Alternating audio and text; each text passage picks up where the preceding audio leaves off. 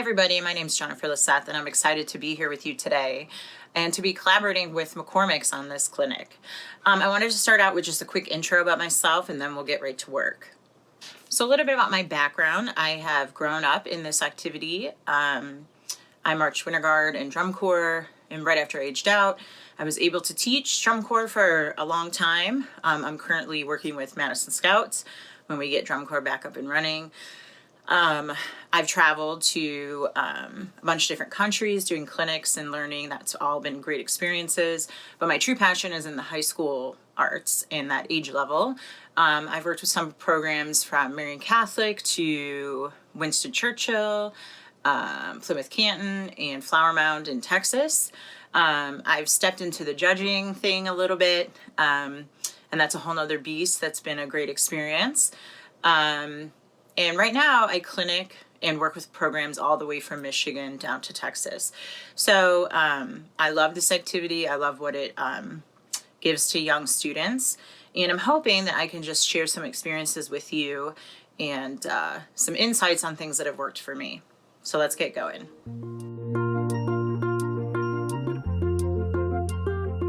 Okay, so we're going to kind of talk through what I call the building blocks of preparing your program for success. Now, before I dive into this, I do want to talk a little bit about, obviously, the state of our world and the state of the activity is uncertain right now. I do believe we're going to get back to normal. I just don't know that it'll be this fall. Okay, so that's just my personal opinion. We'll see what happens. But I think that this is a great opportunity to use this downtime to really prepare yourself and to kind of think outside the box of some of the things you've been doing. I think sometimes with this activity, because it's just constant, we don't get a break. We often just kind of keep doing what we've been doing. We don't really get a chance to sort of take a break and reflect and try to think about the process and try new things. So I think that this is obviously a great way and a great time to do that. Obviously, too, we're having to use platforms like this to educate ourselves and to educate our students. So I think it's something great that we could use in the future. A lot of the things I'm going to talk about obviously were pre-COVID-19. And so, you know, there's different things that might not be able to work potentially for this year, but hopefully in next year you can put some of these things into place. But again, I do think it's a way right now for us to be creative and to think about how to reach out to our students differently. Okay, so to start off, there's three really important things that you're going to hear me say a lot. And so I just wanted to kind of touch on these before we get into kind of the steps that I take. So first of all, I think these are the three keys to any kind of success, but preparation, communication, and reflection. So anything you do, rehearsal, getting ready for recruiting, whatever it be, it takes a lot of preparation. And so like I said earlier, this is a great time to use this downtime and to really dig into that idea. And then the second thing you're going to hear me talk a lot about is communication. That's so important from, staff to staff, from band director to color guard staff, from staff to students, and students to students. So that's a really big key. And then obviously reflection, and just think about, don't wait till the end, because usually in the end of a season, it's very emotional. You kind of want to reflect as you go. There's going to be some things that you're going to be able to make immediate changes. And there's going to be some things that you just kind of know and you say, hey, you know what? I need to figure out how to do this better in the future. But I think reflection while it's happening is a super important key, and not waiting to the end. Because a lot of times the end, it's very emotional and you're thinking about the success and all the hard work you've put in up until that point. So those are really important things: preparation, communication, and reflection. Okay, so one of the first building blocks I want to talk to you about is recruiting.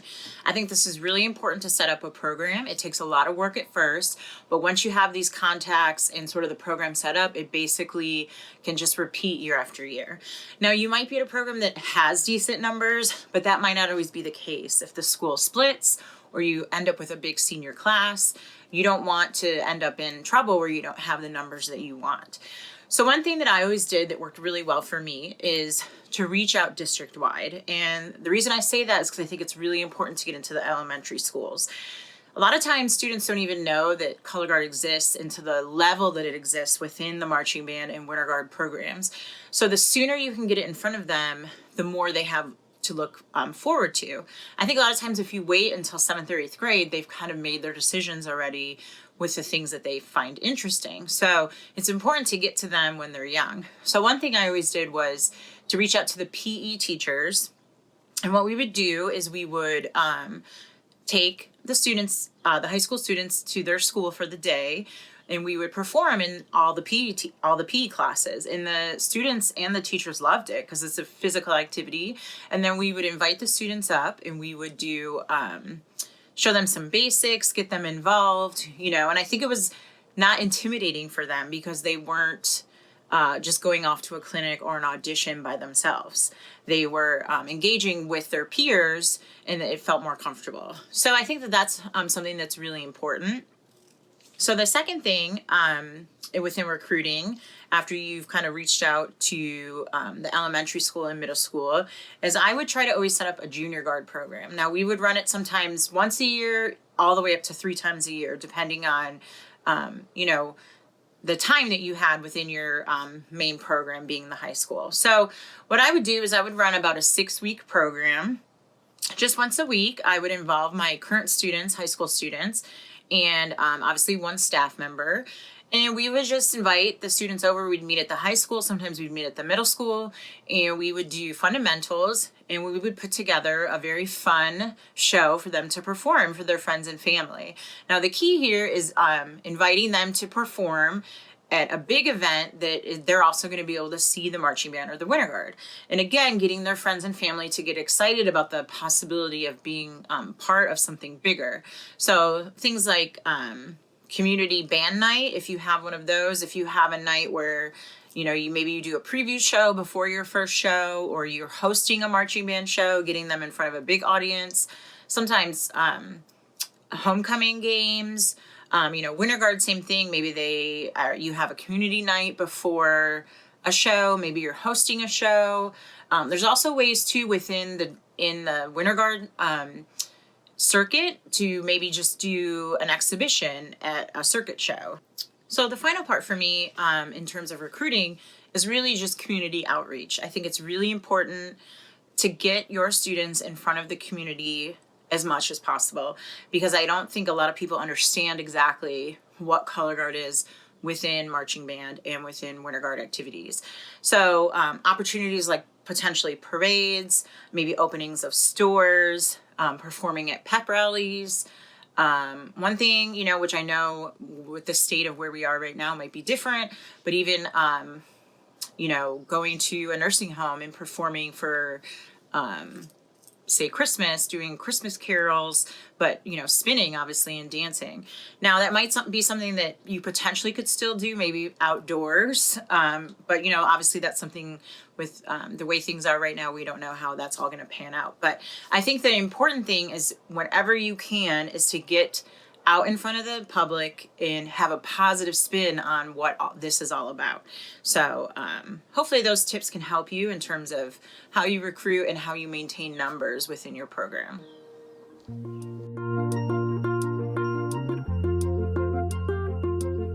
So the next thing I want to talk a little bit about is hiring a staff.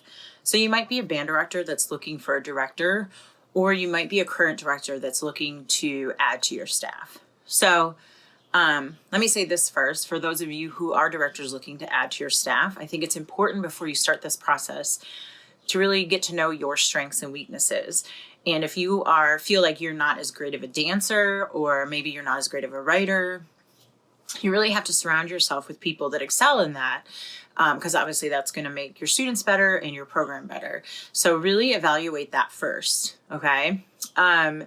If you're for anyone, but specifically for band directors, if you're looking to hire, there's a lot of really great resources actually. Now with social media, there's some job boards. There's one on Facebook, a pageantry job board. One great thing is to check your local winter guard circuit. A lot of times they will have a job board.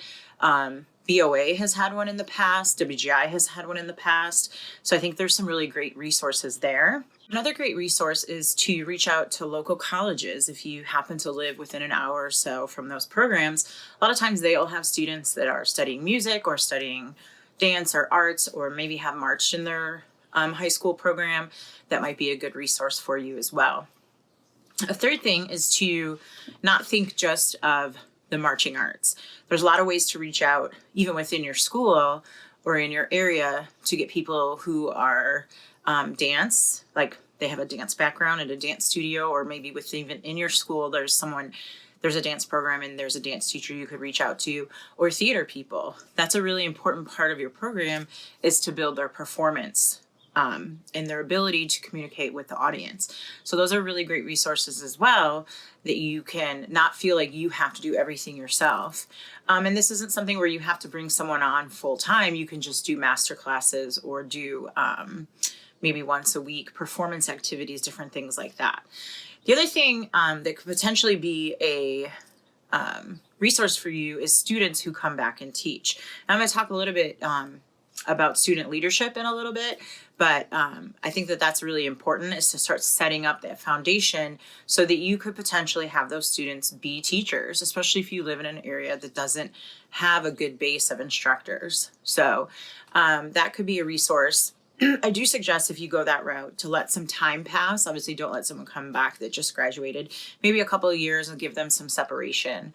One other thing is to reach out to drum corps. I mean, nowadays, students come from all over the place to do drum corps, but if you reach out, if you have some type of connection with someone in the drum corps, a lot of times they can send out an email blast to people and just say, hey, this group is looking for an instructor, and maybe it's someone or you can do that. So I think it's just really about, again, communication and getting the word out to as many people as you can. And there's a lot of resources that you can do to do that. And another thing that I suggest in this process is to kind of have a trial period. I don't think there's anything wrong with that. So if you're looking for a new director, or you're looking for staff, just say, hey, why don't you come in and teach a couple days, or teach a camp, and just kind of see how it goes and make sure it's the right fit, not only for you and the other staff people, but for the students as well.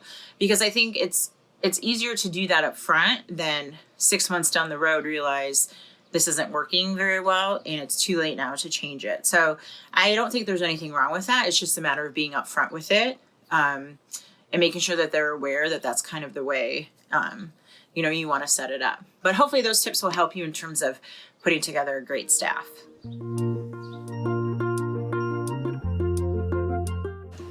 So the next thing I want to talk about is student leadership. I think this is really important to begin from day one. You don't want to wait until a student is a junior or senior to prep them to become a leader. So it's important from day one, even if you have a middle school guard, to start to really get to know your students. You have to get to know, do they feel comfortable talking in front of a crowd? How do they learn? Are they a visual learner? Are they better with it being explained to them? How is their patience when they're working with peers? I think it's really important to get to know those aspects of your students, because that's going to help you pair students up with their peers that will be more compatible to their learning style. And obviously, you want to set them up to be successful when you're putting them in that leadership position. Also, to me, I feel like there's a difference between captain or captains and leaders. You're going to have a lot of leaders within your group that might not have a title of a captain. You don't want to end up having 6 or 8, captains. But I do think the captain role is important, because there just literally is a checklist of things that have to be done, and you have to make sure that you have students to do that. But to me, that's more of a task. It's like doing things like the guard bag or box, or making sure the yard markers are set up. Different things like that falls under a captain role, okay? But you want to have those student leaders that can also share their experience and their knowledge, and set up a good camaraderie between the members. So I think you'll have a lot of different students that you see will fit these roles in different ways. And that's why it's important not to expect one person or 2 people to kind of take all that on, but to really get to know those students. I think one thing that's always helped me is to do small groups from the beginning. starting in the summer from day one, kind of breaking it up into different small groups and really observing how they're interacting with people. I would give them a very specific task. We would learn an exercise, and then I would say, okay, break into these groups and work on, these 8 counts or 16 counts and work on these specific things. And then I would sort of evaluate how they're interacting and how certain groups are succeeding at it. And sometimes you'll find that you might have a sophomore or a junior that is just naturally able to teach it. So then what you can do is you can make sure that you don't offend any seniors, but you can make sure that those juniors are in groups with maybe a senior that struggles a little bit with how to explain things to their peers. So there's a way that you can manipulate these groups so that you get the best out of each student and they all feel like they're really succeeding and they're comfortable in these roles. So again, I think student leadership is really important. It's important from day one. It's important that you set up these guidelines for them and that you communicate very clearly on what you want them to accomplish. And just like I said earlier, if you're setting this up for them, you potentially could be setting up future instructors for your group, right? But that foundation comes from the beginning. So it's really important to kind of think ahead and obviously prepare for these things.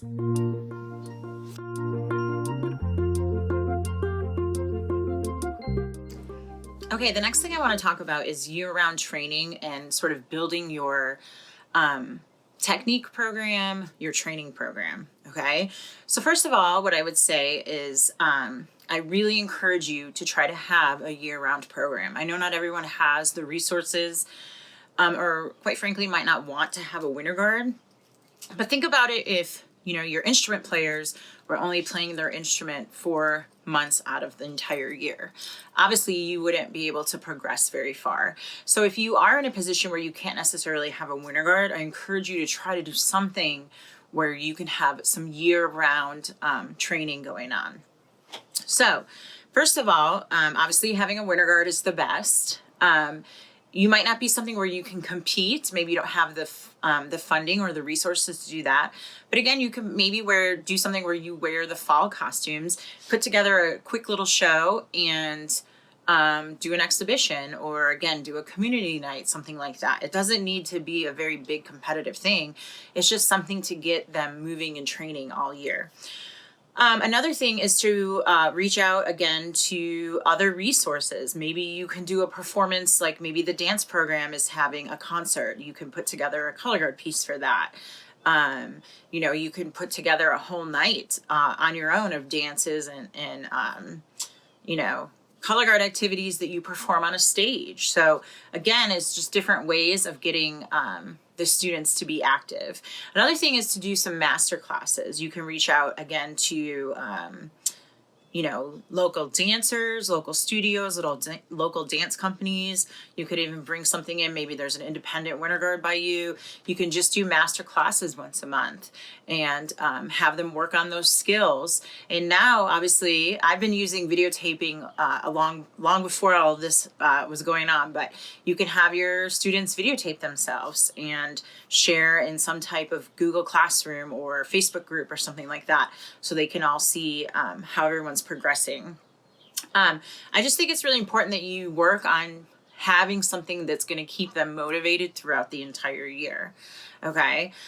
Obviously right now there's a lot of online resources happening too. People are really going to this virtual clinic. So you'll see a lot of groups reaching out that way. And so maybe you don't have the ability right now to have your students work on this, but it might be something that you save and you continue to do in the future, or it might be something that works out right now for them.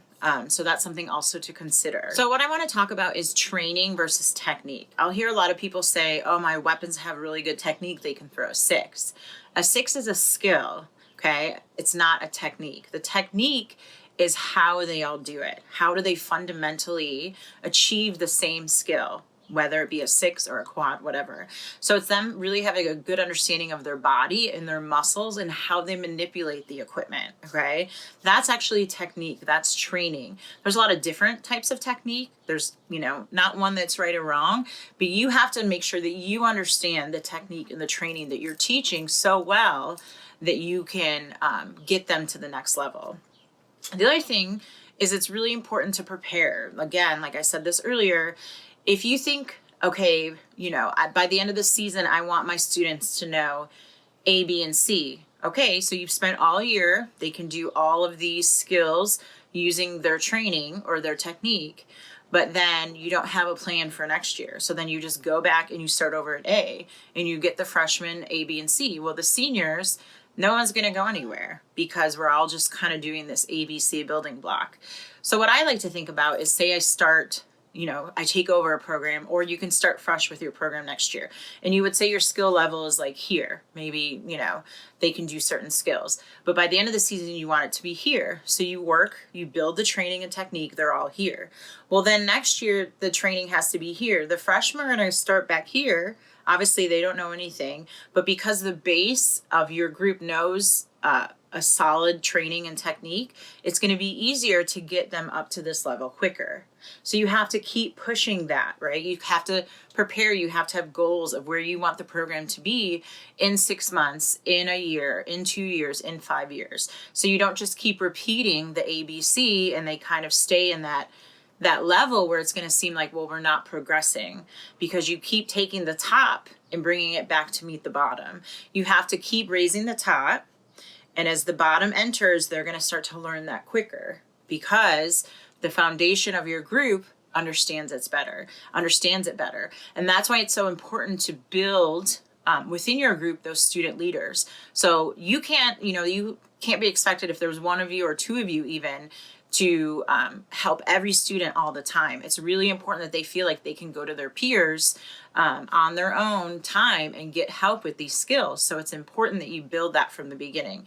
And I just think that if anything comes out of this, that is really the most important one, to really think about your training program, think about your technique program.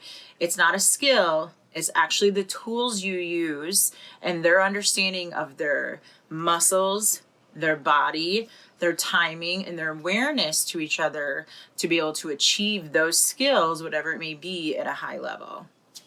So I wanted to give you some examples in terms of kind of setting up your program for training in terms of ABC. So say your program's at a very basic level. Maybe you're taking over a program, or you haven't really introduced any kind of lower body with your exercises or anything. So for example, for me, if I was coming into a program for the first time and taking it over, and I saw that they had a very limited skill set, what I would do is I would start out with an exercise, say something like cones, hoop-de-doos, carving exercise. I would start out where maybe I would spend, depending on how much I rehearsed over the summer, maybe I would spend a month my first year just working on the actual carving. Okay, obviously I'm doing other exercises as well, but just in terms of this one exercise, I might work a month on just getting them to understand the carving part, the function behind that, their awareness of each other. And then I would start adding on some feet if you feel like they're ready to do that within that season, okay? Maybe spend another month or two working on that, and then incorporate all that with potentially going across the floor, so that you're trying to get your exercises to not be stationary all the time, because that's not how we perform our show, okay? I'm a big advocate of that. Getting anything you can moving, okay? So that process for me, the first year, that might take, 3 months to really teach it slowly, make sure that they understand it, and really work at that, them being able to do that exceptionally well. Depending on your group, it could take 6 months, it could take a year, right? It could take the whole season for them to really master that. But as an example, then the following year, because that foundation is already there, maybe the new people, we would spend a week, okay, or 2 weeks learning the carving. And then we would introduce the feet sooner, because they have a group of people that already know how to do that. So it's easier for them to learn because they can see it done well. And so that's why it's really important that you are thinking on the second year, okay, we have to take this to another level. We have to keep building on this skill, and not just going to, the end of that exercise like we did the previous year. Okay. So I think that's really important. And for me, that's kind of how I've worked the process. And then it's like, okay, by the end of year 2, we all can master this skill. So then it's like, you have to up that skill, right? So then when the next year people are coming in, you're still starting, you don't ever skip starting at, A. You don't skip A ever. It's just that you work up the ladder quicker than you did potentially your first year. Okay, so another really important part about your training or technique program is you want to consider what style of show you're going to be doing, whether that be fall or winter guard, right? So let's say you're doing a show about swans and it's going to be kind of slow and pretty and have long lines to it. Well, then you don't want to do all your training in a more militaristic way. You want to start incorporating those qualities of movement into your training program, so that they have a better understanding of the choreography when you get to that point. Now, that doesn't mean the fundamentals and the muscles that you use and all of that doesn't still have structure to it, okay? And there's a lot of ways you can take fundamental exercises and add different types of lower body or different types of style to how you're asking them to do it, different types of quality of movement, to the same exercise that they already know. But the sooner that you can kind of incorporate the style in how you're going to choreograph into your technique and training program, it's going to help a lot when it comes to learning choreography.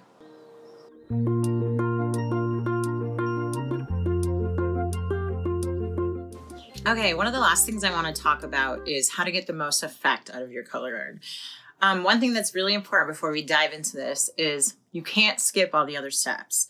You can't just fast forward to this without working on especially your training and setting a foundation for your program. That's going to be really important to how successful you are when it comes to putting your show together.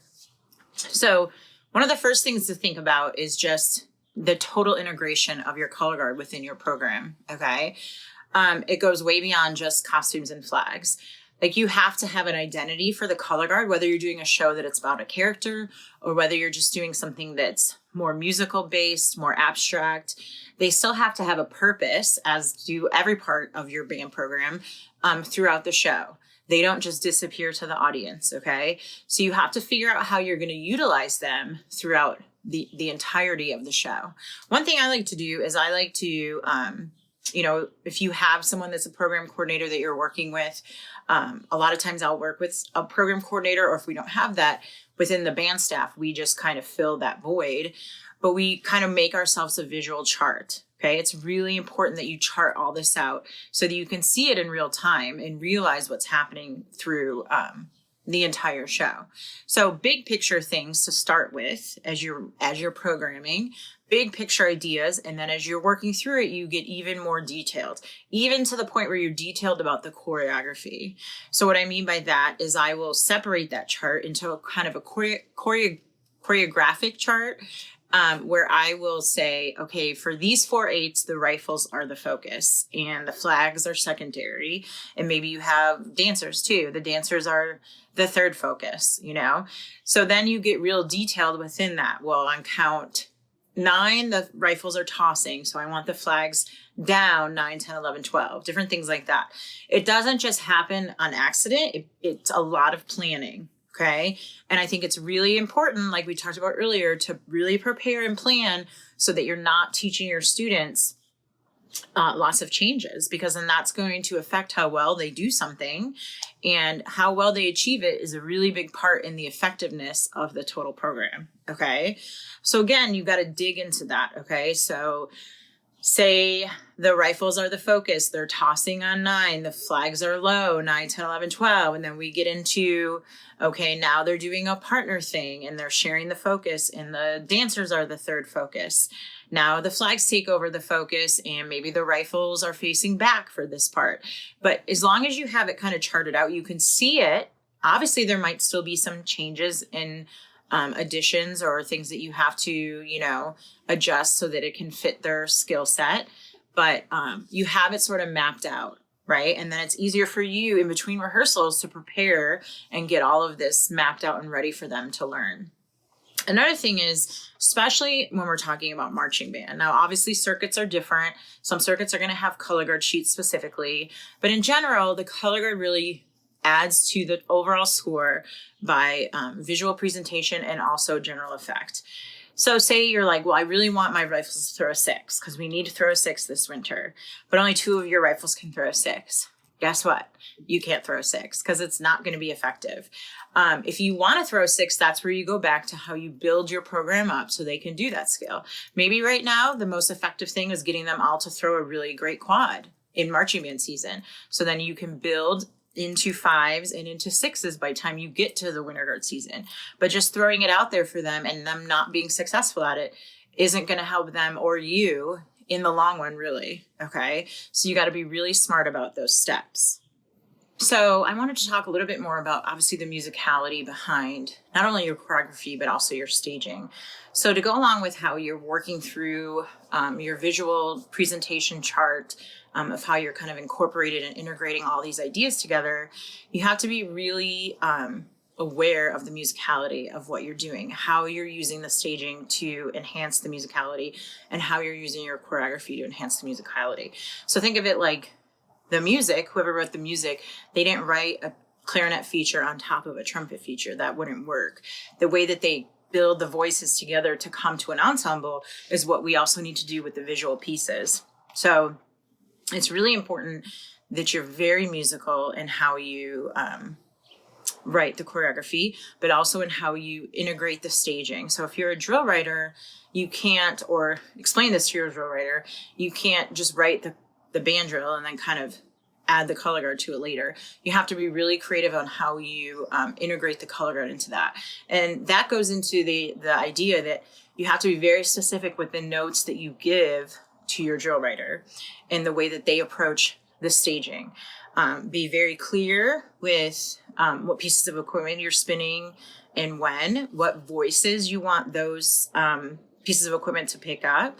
Maybe the sabers are kind of sticking with the woodwind voice, right? And the flags are sticking with the low brass voice. So those are things that you need to establish from the beginning and not just leave it up to the drill writer to kind of figure that out. So again, that goes back to a lot of communication and a lot of preparation on everybody's part in this being the most successful. Another thing is to, a little note to drill writers and band directors, to expect a lot from your drill writer in terms of, let's say that there is a equipment change, okay? You have to be very specific with what piece of equipment they're switching to, how much time they need to have that happen. And drill writers, you have to be very detailed about that. You can't write the color guard, for 40 pages and then just let them go away for 6 pages and then they just magically reappear. That's your job to write all the detail of that, okay? It's not the color guard person's job and it's not anyone else's really. I mean, the music person doesn't just skip 6 measures of music, okay? So the drill writer has to really make sure that they take the time to do those details. And the more everybody does that from the beginning, it's going to be easier for the students to learn and it's going to be more successful quicker, okay? Because you're not spending rehearsal time trying to figure out those little things that could have been done, way before the learning process even started. So that's like a really big thing too, is just to think about all those details and make sure that you communicate and how you want to integrate the color guard into the totality of the program. Okay, so one of the last things I want to talk about is obviously just your approach to the choreography. Like I said earlier, it's really important that you understand your students' skill set. And if you are saying, I really want all my students to throw a 6, on this big impact, but only 2 of them can actually do it very effectively, then it's not a good choice. You're not going to get the credit. What you can do is you can say, okay, by the end of winter guard, I want all my students to be able to throw a 6. Well, now you have a plan of how you can achieve that. So maybe in fall, you start out where they all throw an ensemble quad and you build yourself up to that place where they eventually can all do a 6. But you can't just throw that skill out there if they can't achieve it, especially in marching band, it's not going to be as effective. I think the other thing is to just think about, I like to call them motifs, okay? How you're presenting the color guard to make it visually memorable, okay? And the band, to be quite honest, in terms of a visual presentation. I read this in a book once and it really stuck with me through all my time doing this activity. It was like a theater book and it talked about how actors relate to the audience. And they said, the first time you show them something, whether it's a visual move or you say a line or something like that, the first time the audience, they see it, okay? The second time they understand it, and the third time they experience it. So that really that really sat with me, okay, that you want them to be able to experience this when they leave. So if you think about that in really great movies that you've been affected by, or even in music, I mean, that's part of the reason there's a melody. There's part of the reason there's a chorus, is it keeps coming back and you feel like at the end of it, you've had an experience with that piece of music. You want to do the same thing from a visual standpoint, okay? So don't be afraid to have those through lines, whether it's a color, whether it's a certain move that you do, different things like that. And it's not bad to have multiple of them, okay? Not just one, but you want to think of it as a through line to bring the people from the beginning of the show through the end so they feel like they had an experience with you.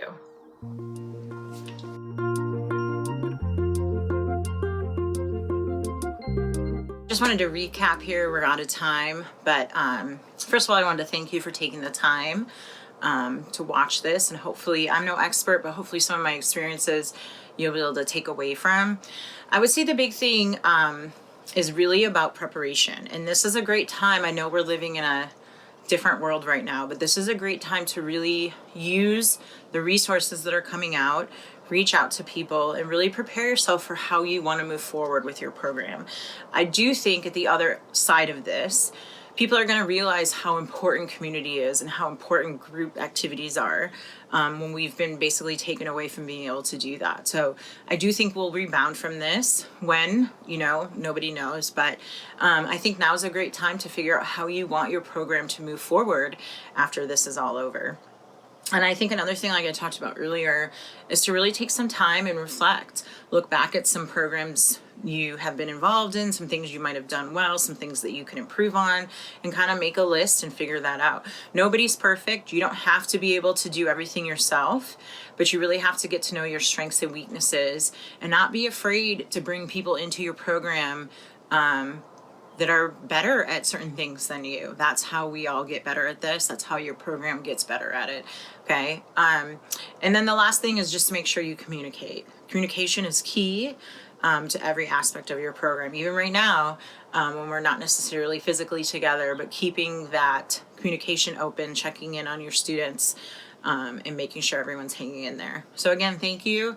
And I wish you guys all the best.